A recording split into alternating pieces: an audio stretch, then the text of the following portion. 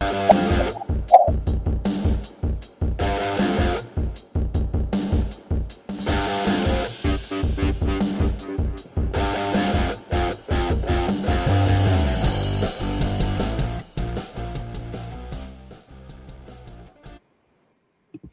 morning, hockey fans. This is Stephen Heisler with HeisHockey.com, the Victorious Hockey Company, and the nearly 10,000 member junior hockey discussion group on Facebook. You are watching the Junior Hockey Morning Show. We are on the World Sports Broadcasting Network, WSBN.TV, Facebook, Twitter, YouTube. Today is Friday, December 15th. Really only 9 more days until Christmas Eve. You guys ready for that yet? The NAHL, NA3HL showcase and the NAPHL showcase begins tomorrow in Blaine, Minnesota, or later on today in Blaine, Minnesota. That should be an event. And today we're going to talk a little bit about the NA3HL. The 5 reasons 2006 born players should consider the NA3HL. We'll jump right in. The North American 3 Hockey League has been a target of ridicule for many youth and other junior league coaches for years. The issues with tier standards and the lack of enforcement of those standards have all but relegated the only USA Hockey sanctioned pay-to-play junior league to the bottom of the list for most young players. And that would be a big mistake. Aside from the huge economic advantages, savings compared to AAA and other junior leagues, the NA3HL offers a unique opportunity for free movement up the ladder of development to the North American Hockey League. Today's 5 comes from Chris Francis, the first-year head coach of the North American 3 Hockey League's Louisiana Drillers.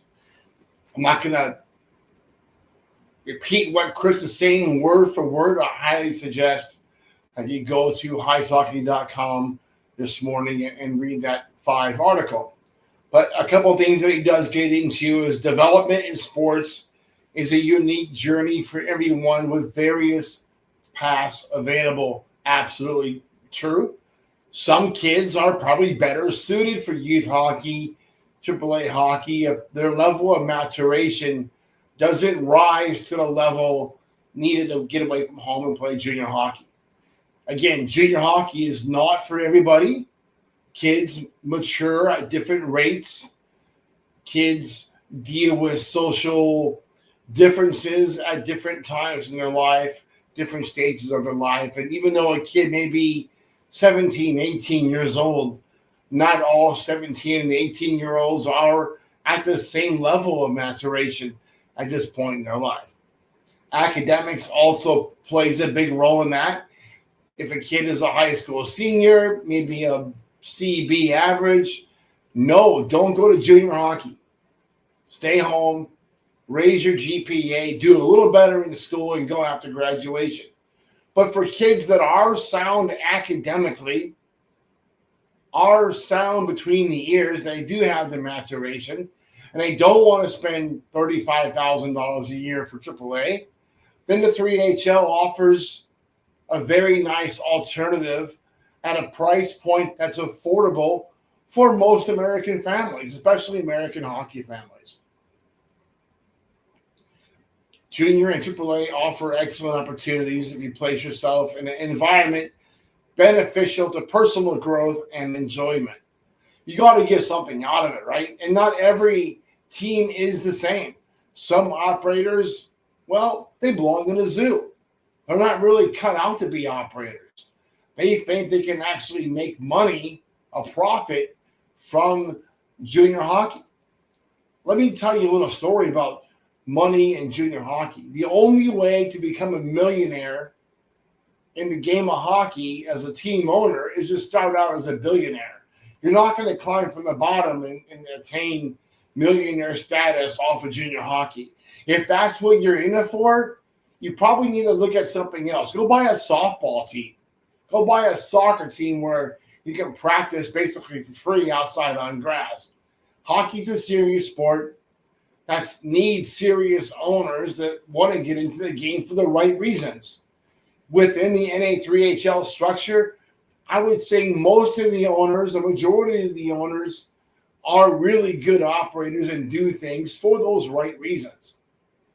But like society as a whole, there are some bad operators that really make the situation questionable for everybody else.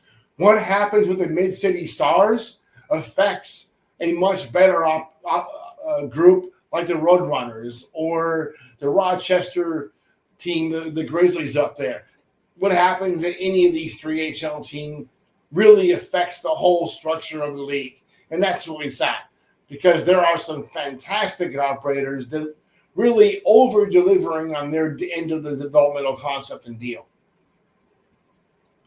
The NA3HL can install confidence and exposure to the NHL for young players in growth-focused environments. That's absolutely correct. Francis is on target there.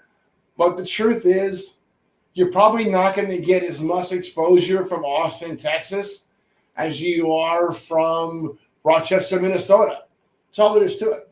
Rochester's in the heat of a lot of different things going on around a lot of different levels of play, where Austin, Texas has a couple of NA teams in the general area, but Austin can't really seem to fight themselves out of a paper bag. Despite challenges in homesickness, an experience contributes to the personal growth with an added benefit of daily hockey involvement and team camaraderie. The advantage that junior hockey has over AAA is that these kids are generally living together, practicing on a really pro type of practice schedule on and off the ice. And it's important to get that where AAA really can't match that level of commitment to the game as the junior players really can. The costs are substantially less than youth hockey at the AAA level. The cost to play with most NA3HL teams is more affordable than any other United States-based pay-to-play league. The bonus for this is I wrote this part, not the coach. One of the clear advantages most people are unaware of is the seamless international transfers from the 3HL to other international ice hockey federation sanctioned organizations when needed. For example, players from non-sanctioned junior leagues cannot transfer to Hockey Canada, any Hockey Canada league, if they played in a non-sanctioned game after October 1st of the current season. That's all there is to it. If you're playing in the USPHL or the Greater Metro Hockey League, and it's after October 1st, you better just plan on staying there for the year, unless you're going to the NA or the 3HL or the Eastern Hockey League or wherever else non-sanctioned leagues are concerned. Then you have a shot. Otherwise, you're pretty much just out of luck. Hockey Canada is taking a hard line, more of a hard line this year as a result of the BCHL's move to outside the umbrella than before. For 2006 year or birth year players looking at opportunities for next season, the Canadian Junior Hockey League should be considered as a plan B in the event your plan A is not secured. The NA3HL can be the perfect plan C if there is a chance of being asked to return to Canada during the season. If you go to an NA camp as your plan A, you don't make it, you go to Canada, that doesn't work out, but you're close, maybe you advance to training camp, maybe you play a few exhibition games, then I would highly suggest going to the 3HL because you'll play more. It's more serious than Canadian Junior B, and you can get back to Canadian Junior A relatively easy. Just make sure you get that written into your 3HL contract, that if you get a chance to go back to Junior A in Canada, they're going to let you go without asking for compensation. Got to write that part in. The NA3HL can be the perfect plan C in that case. The 3HL is a better plan B for players that have advanced to NAHL training camps. Maybe you play the exhibition games. and are clearly on the edge of getting back to the NAHL this season. With the 3HL in those situations is a much smarter place to be. Being in the NA3HL as opposed to any other league makes it much easier for the NAHL team to bring it back into games, either as an affiliate player or as a full trade. Look, there are good and bad operators in every league, from the USHL down to the USPHL Elite in the 3HL. There's fantastic operators at every level as well. So don't look at the whole league as a reflection of those bad operators. You got to dig around a little bit, find a good coach that has a reputation of freely moving players to higher levels of play. If they're not an active part of that ladder of development, skip that guy. Tommy, we're wrapping it up. That's it for today. Hope that you enjoy your morning coffee and have a great weekend in hockey.